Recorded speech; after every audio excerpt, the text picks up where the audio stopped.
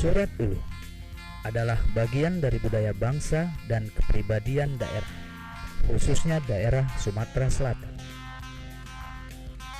Aksara lokal yang menjadi medium pewarisan budaya adalah aksara Ulu. Menurut para sarjana barat, naskah beraksara Kaganga di Sumatera Selatan disebut Surat Ulu.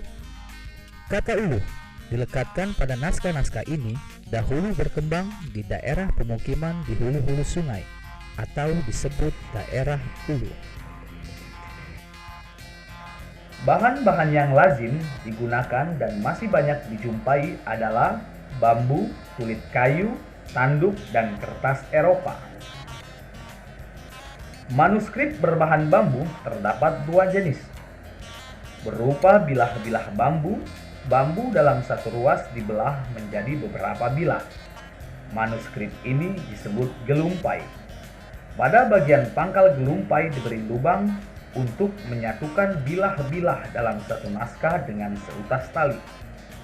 Tulisan memanjang dari pangkal ke ujung, biasanya sebuah bilah memiliki 3-5 baris aksara. Berupa bambu utuh atau gelondong bambu, terdiri dari satu ruas atau lebih, dinamakan surat muluh. Teks dituliskan dengan aksara berjajar mendatar, dilanjutkan pada baris berikutnya hingga melingkar dalam satu ruas. Setelah satu ruas penuh, kemudian teks berlanjut pada ruas berikutnya. Menulisnya dengan teknik gores menggunakan besi yang diruncingkan atau semacam pisau kecil. Tanduk. Tanduk yang dipergunakan adalah tanduk kerbau. Teks ditulis mendatar dengan aksara dari pangkal tanduk menuju ujung, biasanya pada seluruh permukaan tanduk. Cara dan alat menuliskannya sama dengan pada bambu.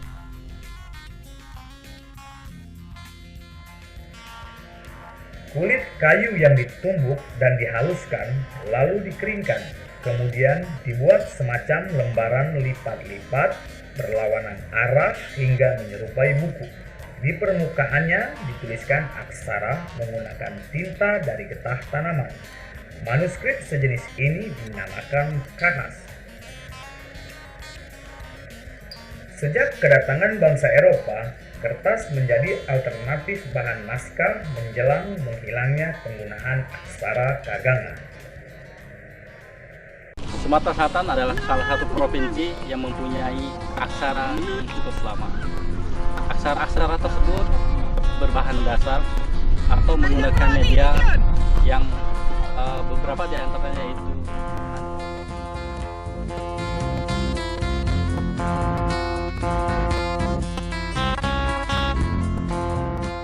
tanduk kerbau itu berisikan tentang sesuatu yang khas, yaitu tentang para bangsawan, para adat, ketua adat, dan orang-orang yang mempunyai peranan penting.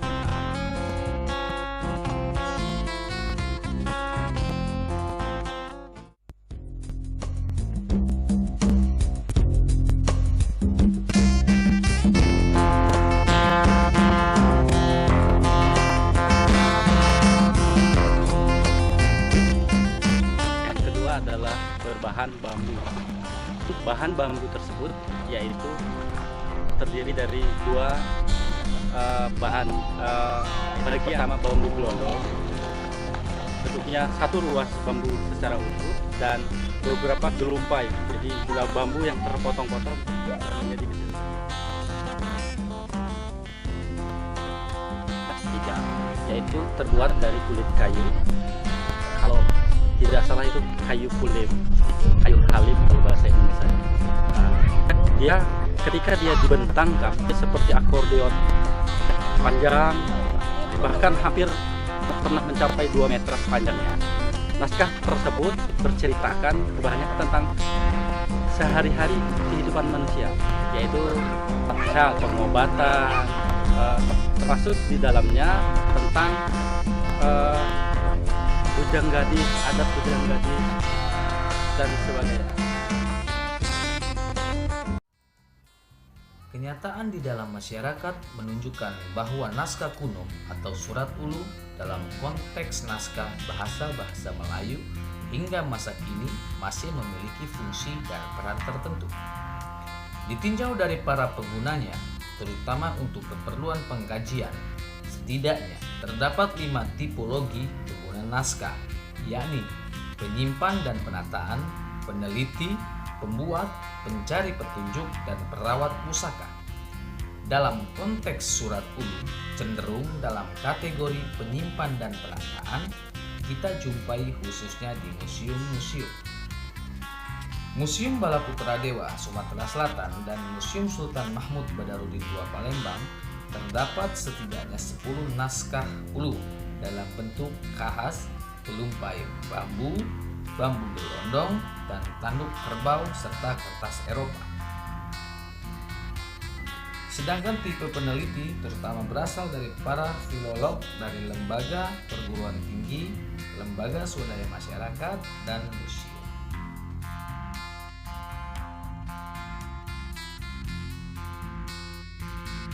Jadi surat ulu itu salah satu bentuk kearifan lokal di Sumatera Selatan.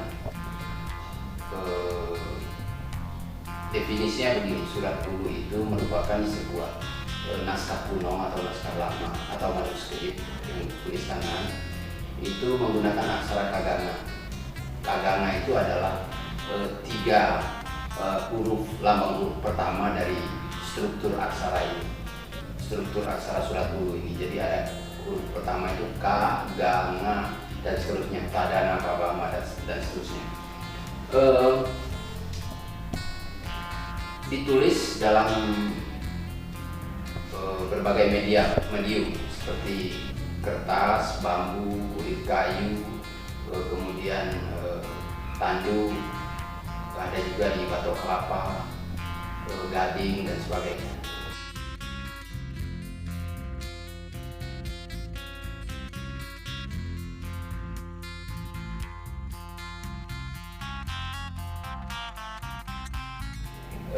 Itu sebagai bentuk ungkapan ekspresi pemikiran, pengungkapan ide-ide dari masyarakat pada masa lalu, masyarakat di Sumatera Selatan pada masa lalu.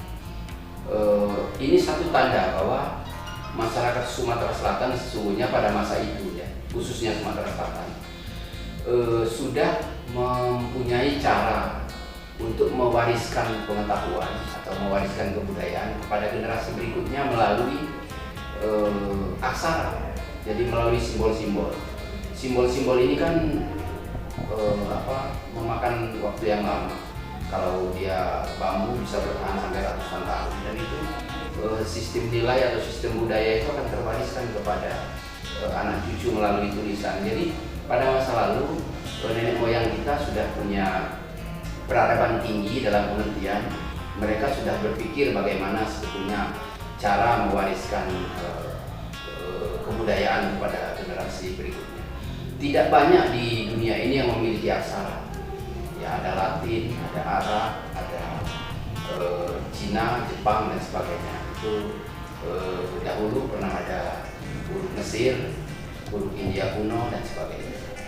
Tidak banyak masyarakat atau kelompok masyarakat yang memiliki simbol-simbol aksara, simbol-simbol bahasa dalam bentuk aksara untuk diwariskan kepada generasi berikutnya. Dan Sumatera Selatan memiliki itu yang dikenal di masyarakat Sumatera Selatan pada umumnya sebagai surat ulu.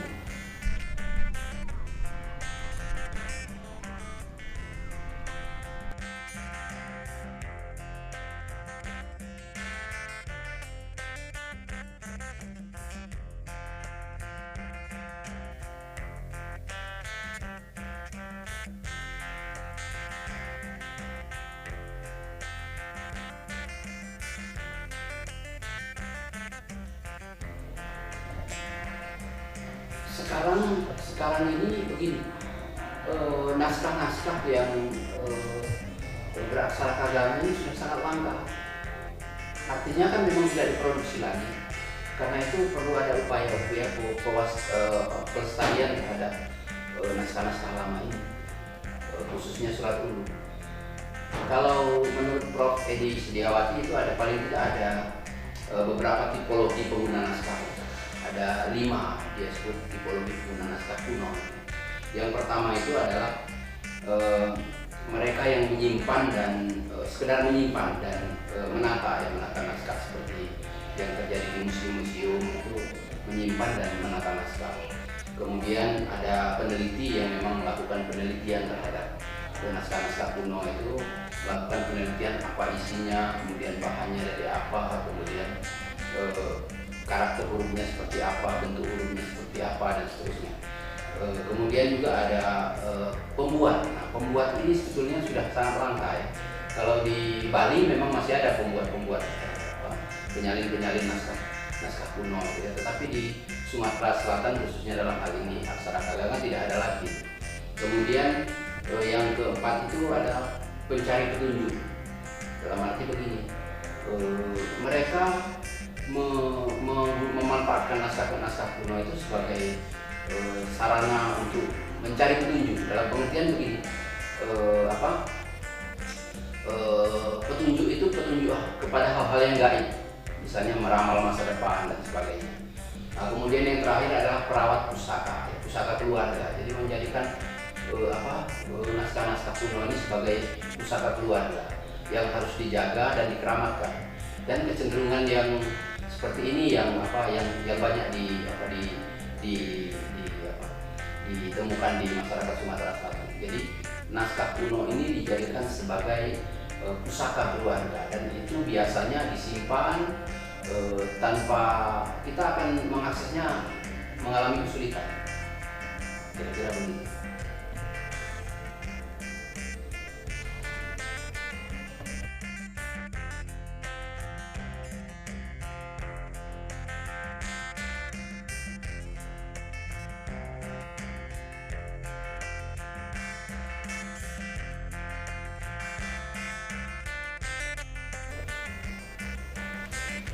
Penyebutan huruf yang dimulai atau struktur huruf yang dimulai dari kaganga, tadana itu tidak hanya di Sumatera Selatan. Aksara, saya contohkan misalnya aksara Bugis juga kaganga di depan. Aksara Sunda kuno juga kaganga. Kemudian aksara Kampampangan di Filipina atau aksara Alibata di Filipina juga depannya kaganga. Tetapi simbol-simbolnya berbeda, bentuk hurufnya berbeda, hanya karakternya yang sama, patah-patah atau kalaupun ada lekuk-lekuk sedikit begitu. Terutama yang ditulis di atas bambu itu menunjukkan karakter yang hampir sama, patah-patah. Termasuk huruf Batak di situ ya. Pustaha gitu, dalam pustaha juga hurufnya sama, kaganga juga. Jadi sebetulnya persebaran yang menyebut huruf kaganga ini banyak tersebar, mulai dari rentangnya, mulai dari wilayah Sumatera Utara sampai ke Lota. Lota itu ada di Flores, kemudian huruf Lota ya disebut Lota di Flores, kemudian di Filipina sampai ke wilayah Jawa Barat itu tersebar huruf yang bernama kaganga itu. Tetapi simbolnya berbeda-beda. Ini bisa terjadi karena proses kreativitas individu, kemudian juga proses zaman ya, proses waktu. Artinya karena kreativitas yang sudah memakan waktu panjang itu sehingga timbul perubahan-perubahan atau perbedaan satu sama lainnya. Tetapi karakter dasarnya mirip, hampir sama. Di Sumatera Selatan sendiri tersebar di seluruh wilayah Sumatera Selatan dengan menggunakan bahasa lokal.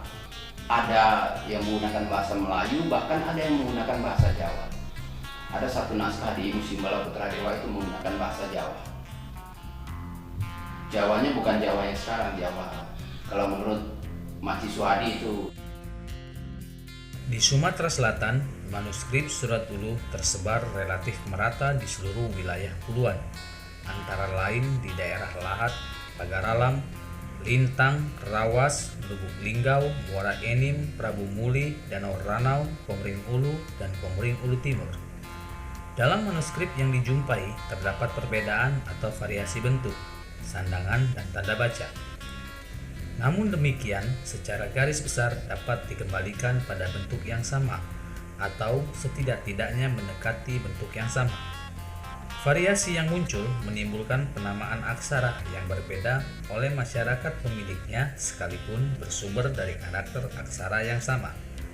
Varian-varian itu merupakan aksara pengakuan yang merujuk pada aksara yang sama, yakni aksara Kaganga, semisal Pasema, Komering, Prabu Muli, dan sebagainya.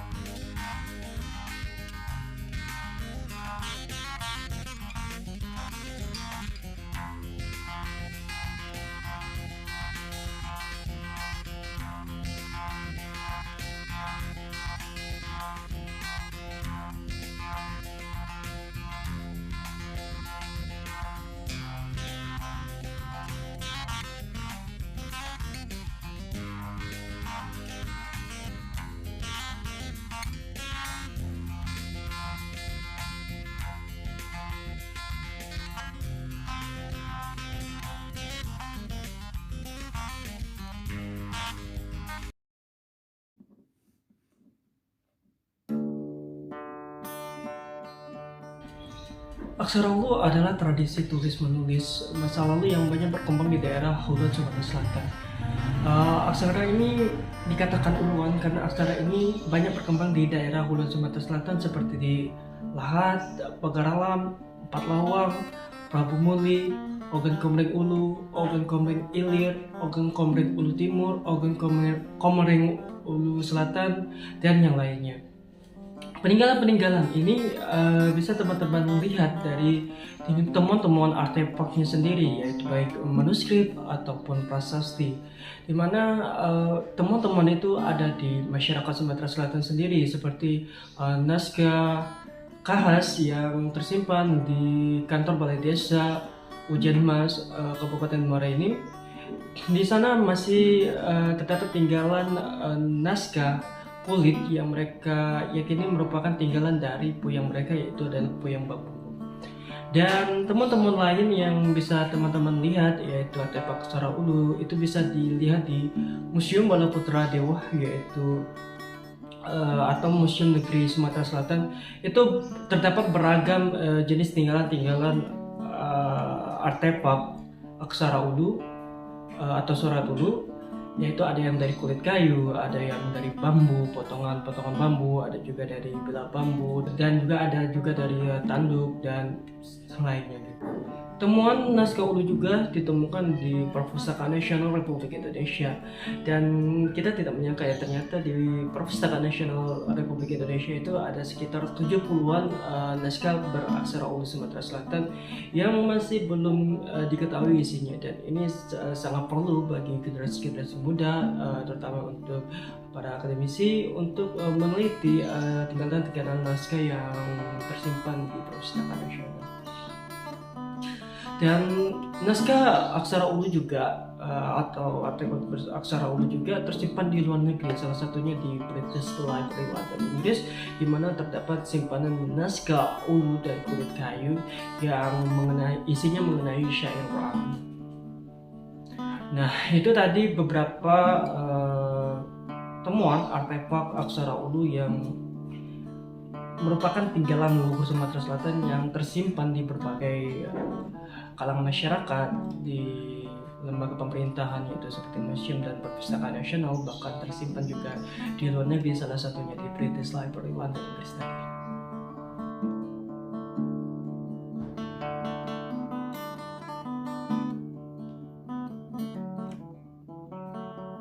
Perkembangan Aksara Ulu sendiri pada masa lalu dan masa kini sangat berbeda pastinya, karena Aksara Ulu diperkirakan berkembang sejak abad ke-15 sampai akhir abad ke-19 dan memiliki ragam tinggalan media tulisnya, yaitu ada dari kulit kayu, dari bambu, dari tanduk, dan pada masa kolonial Belanda yaitu menggunakan kertas, dan beragam lainnya seperti kulit kerang dan lainnya.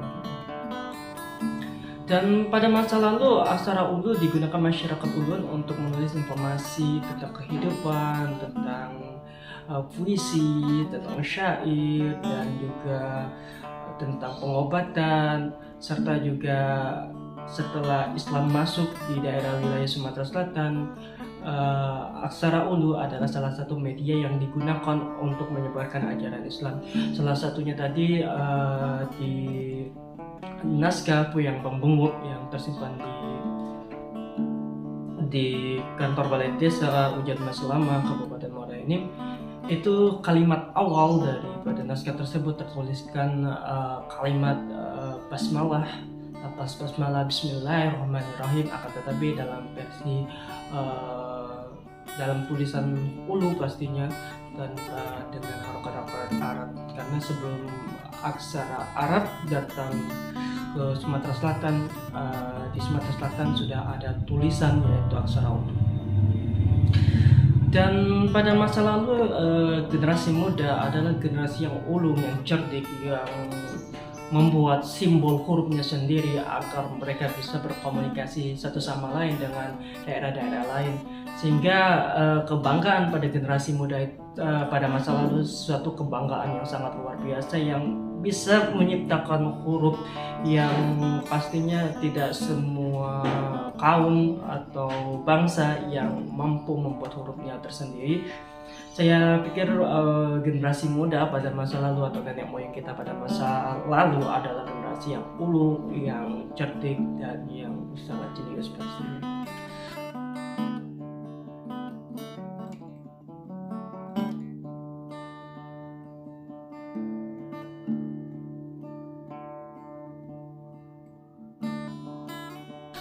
Perkembangan masa kini Aksara Ulu sangat memprihatinkan kan, mulai dari abad ke-20 sampai abad ke awal 20 abad ke-21, Aksara Ulu itu sudah hampir punah dan sangat sedikit generasi-generasi muda yang bisa beraksara ulus Sumatera Selatan.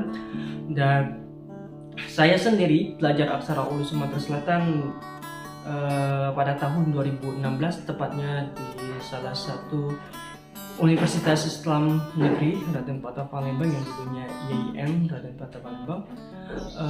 Pada tahun 2016 itu saya ikut mata kuliah yang bernama Aksara Ulu gitu ya. Di mana guru yang mengajar pada muatan lokal tersebut, guru yang mengajar pada MK tersebut adalah Bapak Ahmad Rabbani Gama. Dan perkembangannya kita bisa lihat bahwa Aksara Ulu sudah masuk dalam muatan mata kuliah ya, sudah masuk dalam mata kuliah di universitas dan menjadi salah satu universitas yang pertama mengenalkan atau menghadirkan atau mata kuliah dalam aksara ulus Sumatera Selatan adalah Universitas Islam Negeri Raden Patah Palembang, yaitu pada saat itu dekannya adalah Profesor Suyuti Pulungan, dan itu adalah kerjasama antara Pak Profesor Suyuti Pulungan dengan Bapak Ahmad Rabbani Gama, sehingga hadirlah sebuah mata kuliah aksara ulus Sumatera Selatan. Saya sendiri adalah generasi ketiga yang belajar aksara ulus Sumatera Selatan. Saya belajar aksara ulus Sumatera Selatan sendiri karena perkara muda awalnya ya. Belajar aksara ulu dengan bertahap pelan-pelan dan akhirnya bisa yaitu menghafal semua huruf itu hampir 1 tahun gitu, 1 tahun lebih, hingga akhirnya belajar membaca naskah. Dan alhamdulillah sampai sekarang saya sudah bisa baca tulis dan juga bisa membaca naskah-naskah kuno aksara ulu Sumatera Selatan. Dan perkembangannya saat ini kita mengenakan aksara ulu dan membuat sebuah perkumpulan, yaitu perkumpulan pencinta aksara ulu Sumatera Selatan, dan alhamdulillah kita sudah ada payung hukumnya di tahun 2020 setelah kita berhasil mengikuti kegiatan yang dilaksanakan oleh Mendikbud, salah satunya adalah KBKM, Karma Budaya Kaum Muda, di mana pada tahun tersebut kita menjuarai juara 3 di bagian regional Sumatera bagian barat, di mana kita berhasil juara 3, akan tetapi kita tidak sampai pada tingkat nasional. Dan dari sanalah kita membuat payung hukum dari perkumpulan yang kita buat ya, sekitar 2018-an, di mana ada teman saya Pikrit, Melanda dan yang lainnya. Kita membuat perkumpulan ini agar generasi muda di Sumatera Selatan tahu dan mengetahui surat ulu Sumatera Selatan. Dan pada perkembangan berikutnya kita membuat yang lebih menarik, yaitu membuat font aksara ulu Sumatera Selatan dan juga membuat baju-baju beraksara ulu Sumatera Selatan seperti ini yang saya pakai. Adalah salah satunya produk yang kita buat untuk mengenalkan budaya aksara ulu Sumatera Selatan lewat fashion, dan juga menggunakan name tag dan juga mainan kunci beraksara ulu Sumatera Selatan. Dari perkumpulan kita juga mengadakan kegiatan-kegiatan seperti workshop mengenalkan aksara ulu Sumatera Selatan pada generasi-generasi muda Sumatera Selatan, dan kita menghadirkan metode-metode yang memudahkan teman-teman di Sumatera Selatan untuk belajar aksara ulu Sumatera Selatan. Dan saya pikir aksara ulu Sumatera Selatan adalah aksara kuno di Nusantara yang paling mudah karena tidak begitu sulit untuk dipelajari, dan untuk cara penulisannya juga sangat mudah.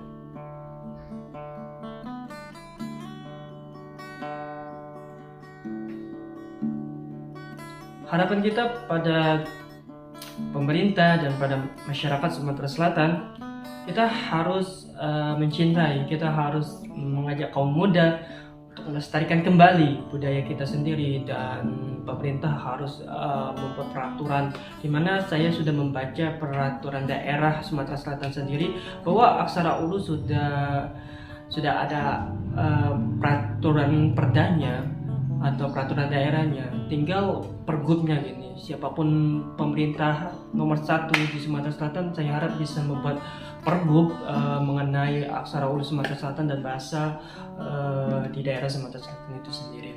Dan harapan kita ke depannya aksara Ulu bisa menjadi muatan lokal, bisa tertulis di seluruh ruas jalan di Sumatera Selatan, terus juga di Gapura masuk daerah Sumatera Selatan tertulis aksara Ulu Sumatera Selatan, di mana kita harus mencatat daerah-daerah lain seperti di Lampung sudah menggunakan aksara khat Lampungnya sendiri, bahkan itu sudah 20 tahun yang lalu kalau nggak salah. Saya tanya-tanya pada orang-orang yang pernah sekolah di Lampung, mereka sudah belajar muatan lokal aksara Lampung itu sejak SD gitu. Dan juga ada di Jogja yang sudah teman-teman yang di Jawa yang sudah menggunakan aksara-aksara mereka dan sudah menjadi muatan lokal di daerah tersebut. Dan harapan kita di Sumatera Selatan memang agak terlambat, tetapi saat inilah kita harus mengenalkan kepada generasi muda kita dan generasi-generasi seterusnya bahwa nenek moyang kita adalah nenek moyang yang cerdas, yang memiliki budaya, yang memiliki tinggalan yang sangat menarik. Sudah semestinya kita sebagai generasi muda harus ikut melestarikan, ikut menjaga, dan ikut berpartisipasi dalam mengenalkan aksara Ulu Sumatera Selatan di daerah kita sendiri.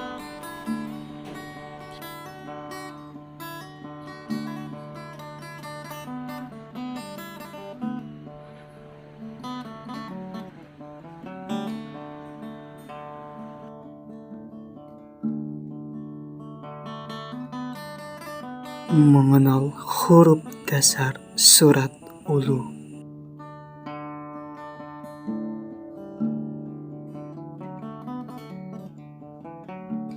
Huruf K, huruf G, huruf Ng, huruf T, huruf D, huruf N, huruf P, huruf B, huruf M,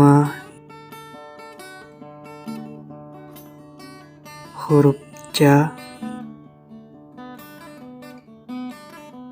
huruf J,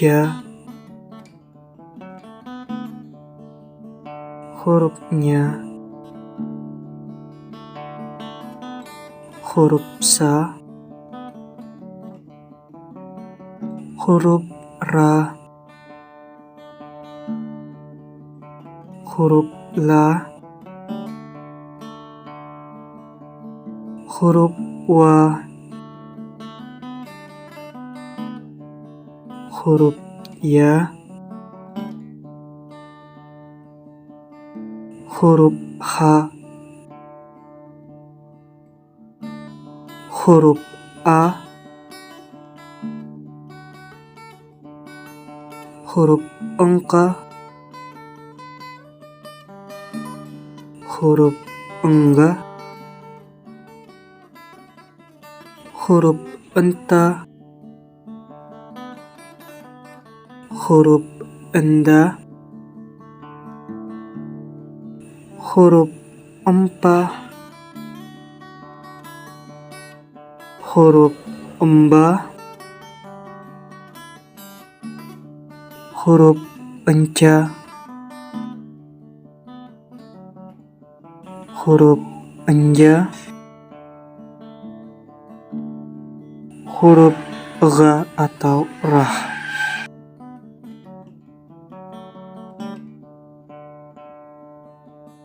Sandangan huruf Ulu.